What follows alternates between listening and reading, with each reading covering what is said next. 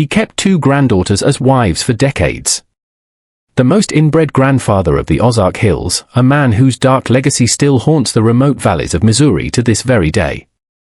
This is the disturbing true story of Jeremiah Blackwood, born in 1898, whose isolated family compound became the center of one of America's most shocking cases of familial intermarriage ever documented.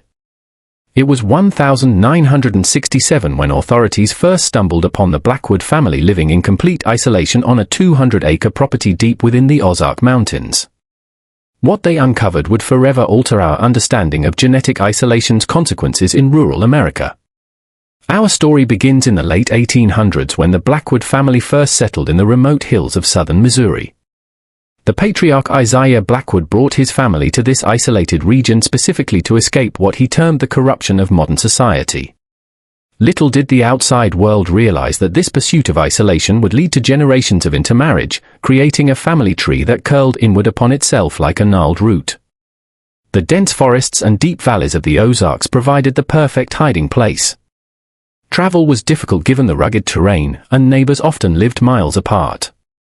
Under these conditions, the Blackwoods flourished in their isolation, constructing a small compound of cabins connected by dirt paths, cultivating just enough land to sustain themselves, and interacting with outsiders only when absolutely necessary. By the 1940s, Jeremiah Blackwood had assumed control as family patriarch. After his wife died from complications during childbirth in 1938, he began exercising complete control over his expanding family. His isolation tactics grew more extreme. He withdrew his children from the local schoolhouse, claiming that education corrupted the mind. He prohibited them from attending church gatherings or community events. Locally, the family became known as those strange Blackwoods up on the ridge. But few suspected the true nature of what transpired behind the walls of their compound. Jeremiah had 5 children, 3 sons and 2 daughters. As they matured into adulthood, the oldest son, Luther, departed the compound following a violent disagreement with his father in 1952. The 2 remaining sons, Elijah and Silas, stayed, eventually bringing wives from neighboring communities into the family fold. His daughters, Ruth and Esther, were never permitted to marry outside the family. Instead, they remained in their father's home, eventually bearing children whose paternity was never discussed among family members. By 1960, the Blackwood compound had expanded to include nearly 20 individuals spanning 3 generations. The most disturbing aspect of the family structure began emerging in the late 1950s when Jeremiah, then in his early 60s, developed a special interest in his granddaughters Mary and Sarah, born to his daughter Ruth. The girls, who grew up believing Jeremiah was their father, were kept isolated even from other members of the extended family.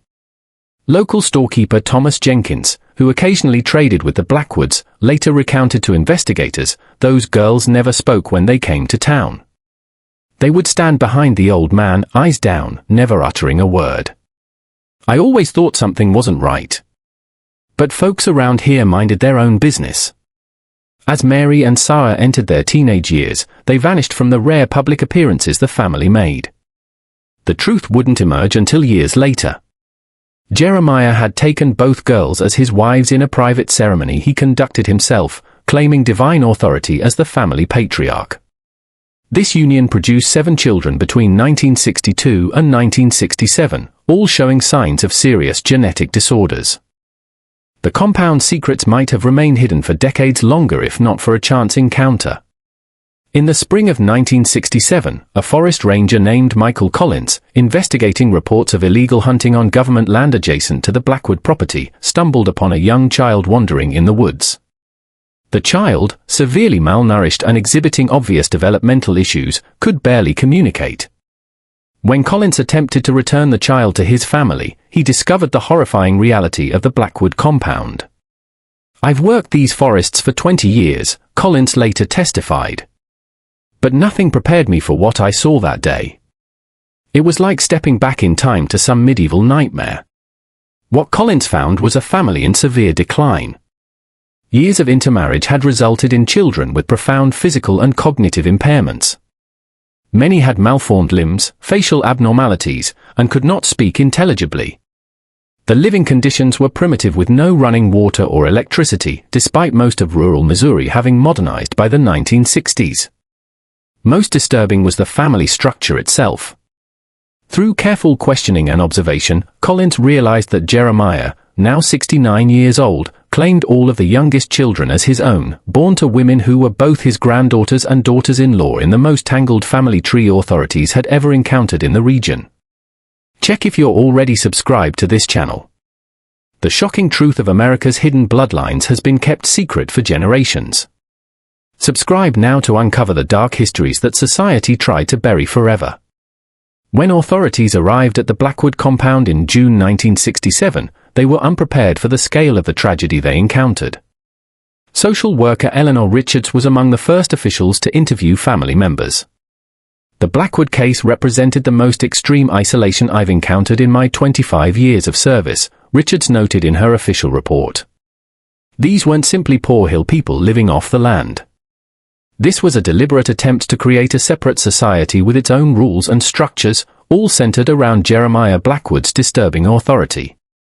The investigation revealed a compound of 5 crude cabins arranged in a semicircle around a central building where Jeremiah lived with his 2 granddaughter wives. The other cabins housed his sons and their families, all living under strict rules established by the patriarch. The family survived through subsistence farming, occasional hunting, often illegally on government land, and infrequent trading with the nearest town, some 15 miles away.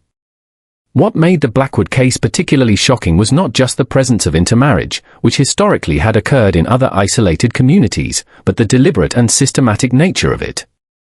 Examination of Jeremiah's private journals, confiscated during the investigation, revealed a disturbing philosophy he had developed over decades. "The outside blood weakens us," he wrote in one entry from 1954. "I have seen how the old families who kept to themselves have stronger bonds, deeper understanding. What they call forbiddance, I call purification." The journals documented his growing obsession with bloodlines and genetic purity, though he lacked the scientific understanding to recognize the devastating consequences of his beliefs.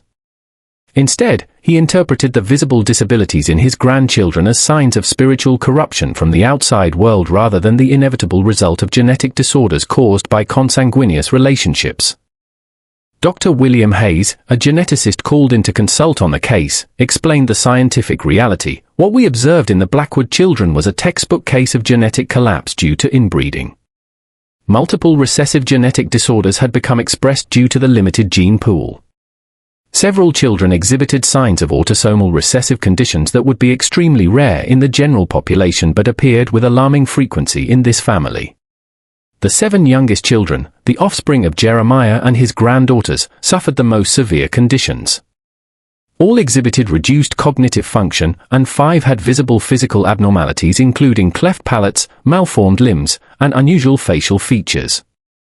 2 were nearly blind from congenital cataracts, and 1 could not walk at all despite being 5 years old. Perhaps most heartbreaking was the psychological state of Mary and Sarah, who had been taken as wives by their grandfather when they were just 14 and 15 years old. Now in their early 20s, they exhibited signs of severe trauma and psychological conditioning. They referred to Jeremiah only as the father and believed his word to be absolute truth.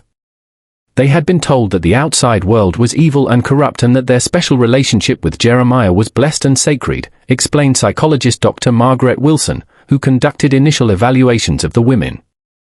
They had no concept that their situation was unusual or wrong. Their isolation was so complete that they had no frame of reference for normal family structures or relationships. They had been taught that their purpose was to bear pure children for the continuation of the Blackwood line.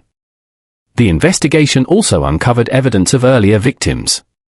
Records indicated that Jeremiah's own daughters, Ruth and Esther, had borne children in the 1940s and early 1950s, whose paternity was deliberately obscured in family records. These children, now adults with children of their own, created a family tree so tangled that geneticists called in to map the bloodlines described it as a genetic labyrinth unprecedented in modern American records. Weather-beaten photographs found in Jeremiah's cabin told a visual story of the family's decline. Images from the 1930s showed relatively healthy-looking individuals, while later photographs revealed the progressive emergence of physical abnormalities with each generation. The most recent pictures displayed children with obvious genetic disorders becoming increasingly severe, visual evidence of the biological consequences of generations of consanguinity. The compound itself reflected the family's isolation from modern America. While most rural homes in Missouri had electricity by the late 1960s, the Blackwoods lived without power or running water. Their cabins were lit by oil lamps, heated by wood stoves, and furnished with handmade items.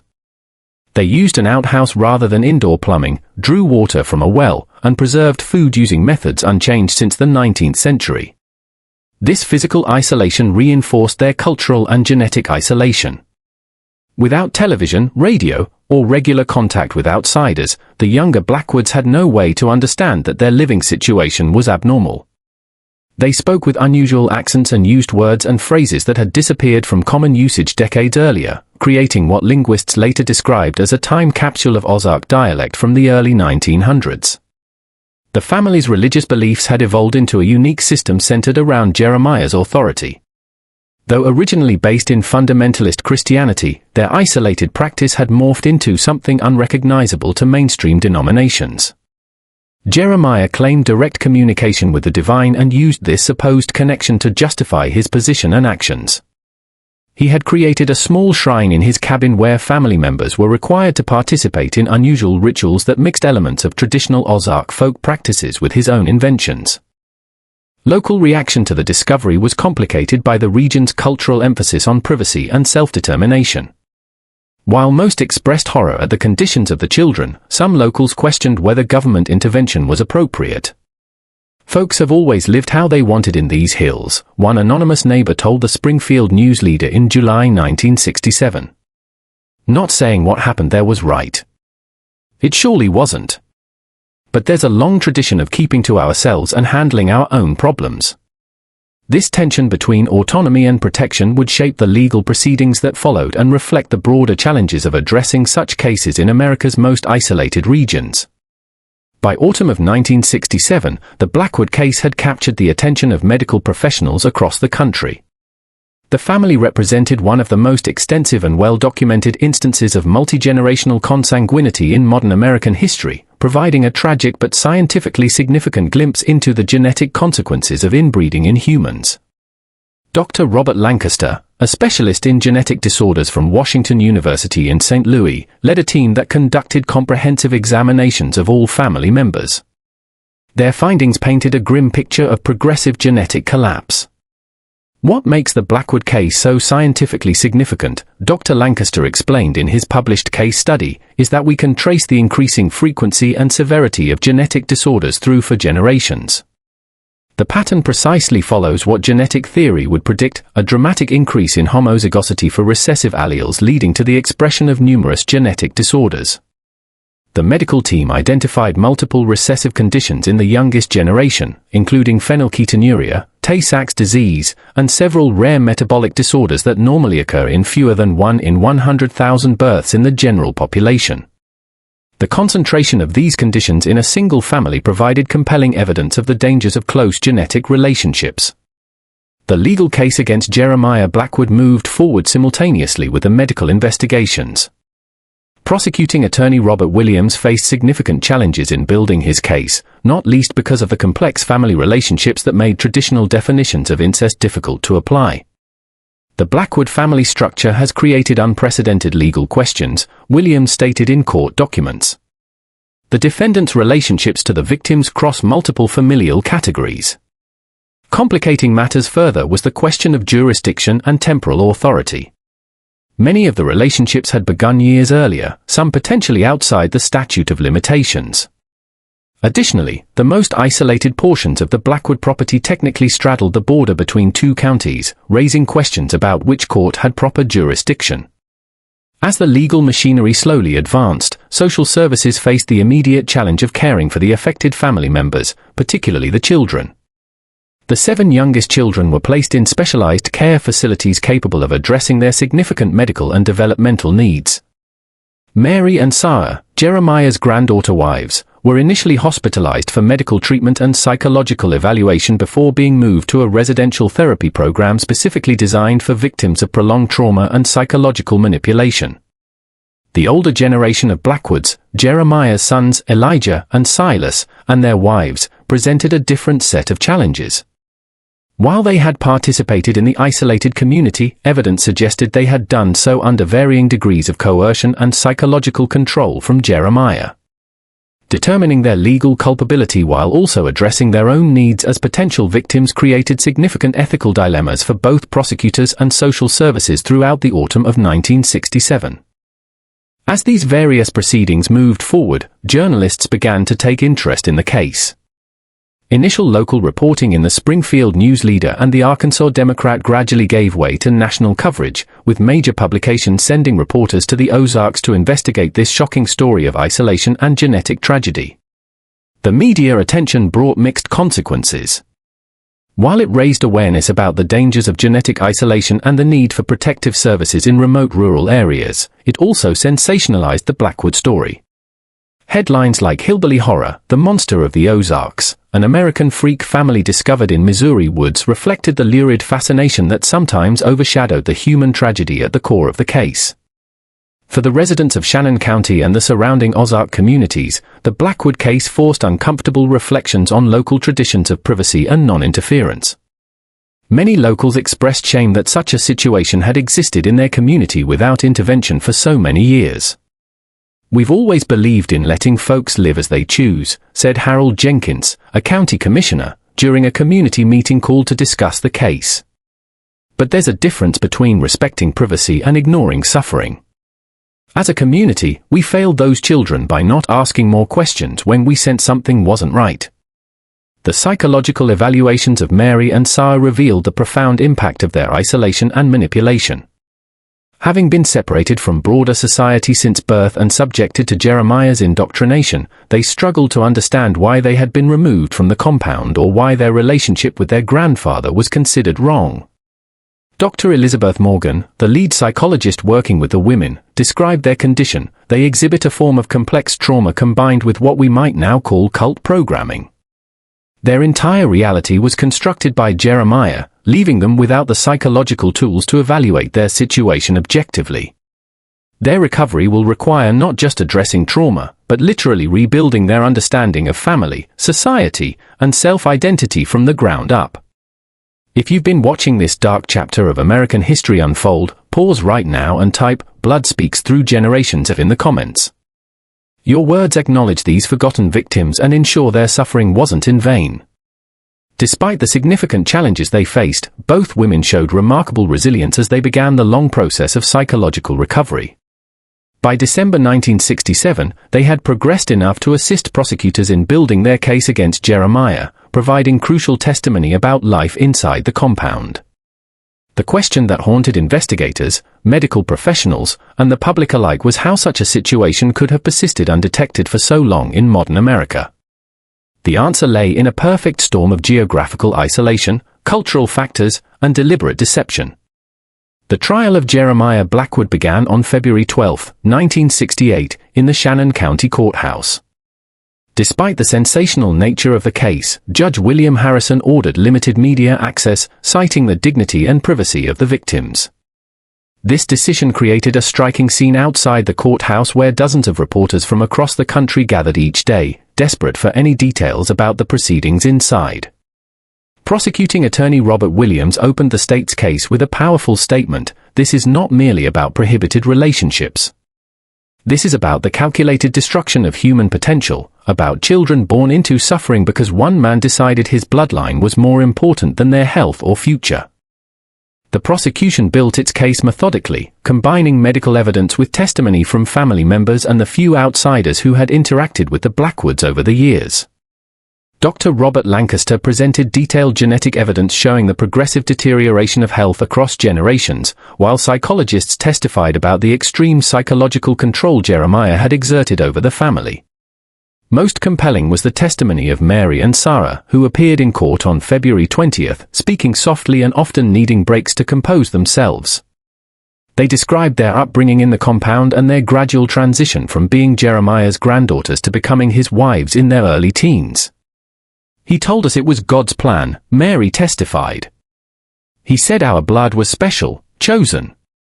When I had my first child and saw the baby's struggles, I asked if we had done something wrong. He said it was a test of our faith.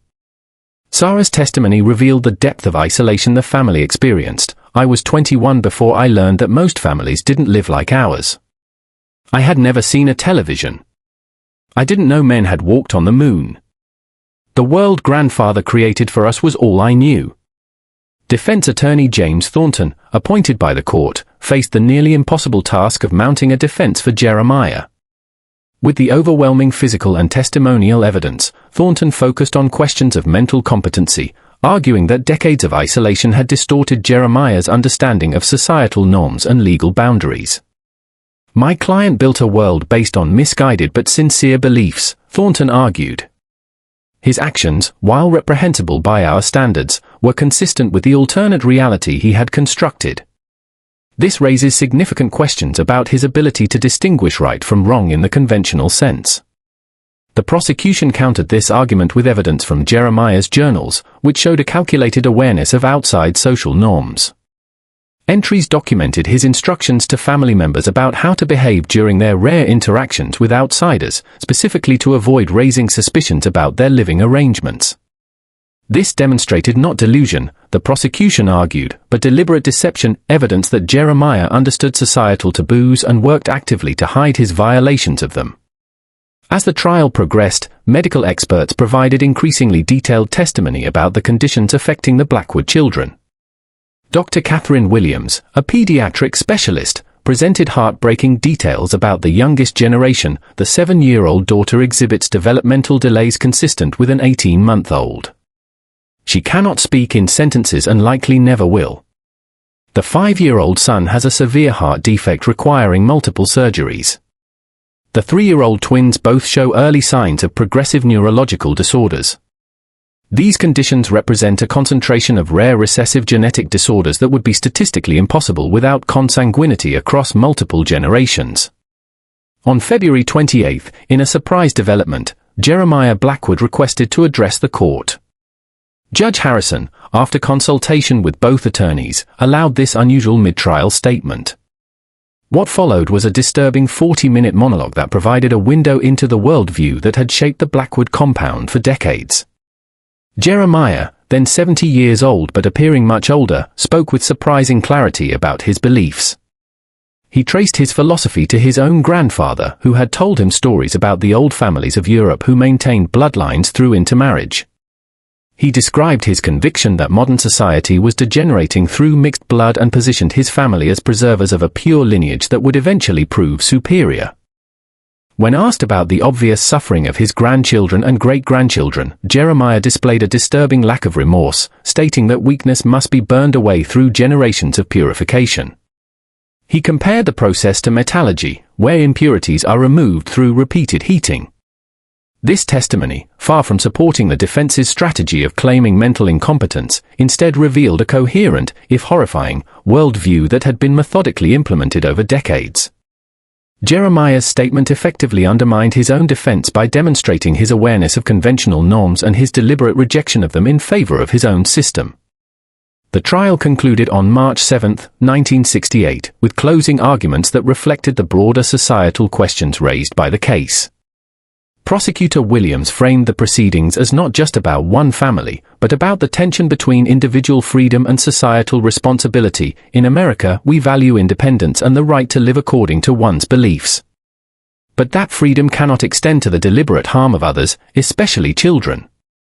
The state has not only the right but the obligation to intervene when isolation becomes a weapon and family becomes a prison. Defense attorney Thornton made a final appeal based on cultural relativism, arguing that the Blackwoods represented an extreme version of the self-sufficient, independent lifestyle that has characterized the Ozarks for generations. This argument found little sympathy with either the judge or the jury. After just 5 hours of deliberation, the jury returned with a guilty verdict on all counts. 2 weeks later, on March 22, Judge Harrison delivered his sentence, life imprisonment without the possibility of parole, the maximum penalty available under Missouri law at that time.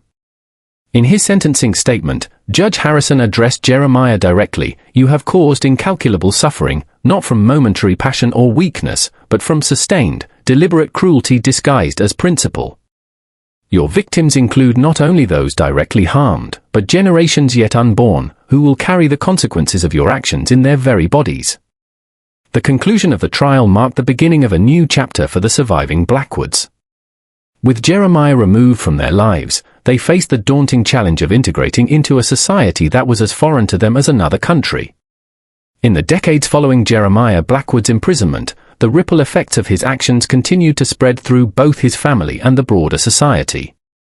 The Blackwood case eventually influenced medical research, social service protocols, and even legislation designed to better protect isolated communities. Jeremiah himself remained unrepentant until his death at Potosi Correctional Center in 1983. Prison records indicate he refused all visitors except his court-appointed attorney and spent his time writing extensive manifestos expanding on his disturbing theories of bloodlines and purification. These writings, examined by psychologists, revealed not mental illness in the clinical sense but rather what Dr. James Peterson of the University of Missouri called a closed system of logic built on fundamentally flawed premises and immune to contradictory evidence. For Mary and Sarah, the transition to normal life presented enormous challenges. After 2 years in a specialized residential treatment program, they moved to a small community in northern Arkansas where their connection to the notorious Blackwood case was unknown. There, with ongoing support from social services, they began the process of building independent lives. Sarah, who showed remarkable resilience, eventually earned a GED and became an advocate for victims of isolation and manipulation. In a rare public statement given at a conference in 1985, she reflected on her journey. "I lost 30 years of my life to one man's obsession. My children lost even more, but I refused to let his shadow darken the rest of my days or theirs." Mary's path proved more difficult. The psychological trauma she experienced left deeper scars, and she struggled with depression and anxiety throughout her life. She found some peace in art therapy, producing haunting paintings that were eventually displayed in a private exhibition titled Emerging from Darkness in Kansas City in 1990. She passed away in 1997 from complications related to early-onset dementia, a condition her doctors suggested might have been linked to the stress she endured during her formative years. The children born of the consanguineous relationships faced the most severe consequences. The 7 youngest children, Jeremiah's offspring with Mary and Sarah, required specialized care throughout their lives. Despite the dedicated efforts of medical professionals and caregivers, 5 died before reaching the age of 30 due to their genetic conditions. The 2 survivors continue to live in specialized care facilities in Missouri, their identities protected by court order. The older generation of Blackwoods, Jeremiah's sons and their families, faced difficult choices about whether to maintain any connection to their family identity. Most chose to change their surnames and relocate to different states, seeking anonymity and a chance to rebuild their lives away from the shadow of their infamous patriarch. Elijah Blackwood, Jeremiah's oldest remaining son, made a different choice. After serving 2 years in prison for his role in enabling the family's isolation, he returned to the Ozarks and became an unexpected ally in efforts to identify and help other isolated families. Working with social services, he provided valuable insights into the mindset of extreme isolation and helped authorities develop more effective intervention strategies. There are still places in these hills where families live cut off from the modern world, he explained in a 1975 interview. Not all are like ours was, but the potential for harm exists whenever people are completely disconnected from society's standards and protections. The broader impact of the Blackwood case extended far beyond one family. In medical circles, the detailed genetic studies conducted on the family provided valuable data on rare recessive disorders and the effects of consanguinity. Several medical textbooks published in the 1970s and 1980s included anonymized case studies based on the Blackwood children, contributing to improved understanding of genetic counseling. Social service agencies across the country developed new protocols for identifying and intervening in cases of extreme isolation. The Blackwood Indicators, a checklist of warning signs for potentially dangerous family isolation, became a standard training tool for rural social workers. These indicators included excessive secrecy about family relationships, withdrawal of children from school, visible genetic abnormalities across multiple family members, and unusual reactions to routine questions about family structure. In 1972, the Missouri legislature passed what became informally known as the Blackwood Law, which clarified the authority of state agencies to intervene in cases of suspected abuse or neglect even in remote areas traditionally resistant to government involvement. Similar legislation followed in Arkansas, Kentucky, and Tennessee, states with their own isolated mountain communities. The Blackwood compound itself was eventually reclaimed by nature after being held as evidence for several years. The property was sold at auction in 1974, but the new owners, perhaps deterred by its dark history, never developed it. A fire in 1979, likely caused by lightning, destroyed most of the remaining structures. Today, only stone foundations remain, gradually disappearing beneath the forest floor as the Ozark wilderness reclaims the site. The story of the Blackwoods serves as a stark reminder of the dangers of complete isolation from society and the devastating consequences of inbreeding across generations. It also highlights the delicate balance between respecting privacy and ensuring protection for vulnerable individuals, a balance that communities and authorities continue to negotiate in America's most isolated regions. Perhaps the most meaningful legacy comes from the resilience shown by the survivors. Despite unimaginable trauma and challenges, many found ways to build meaningful lives and even to use their experiences to help others.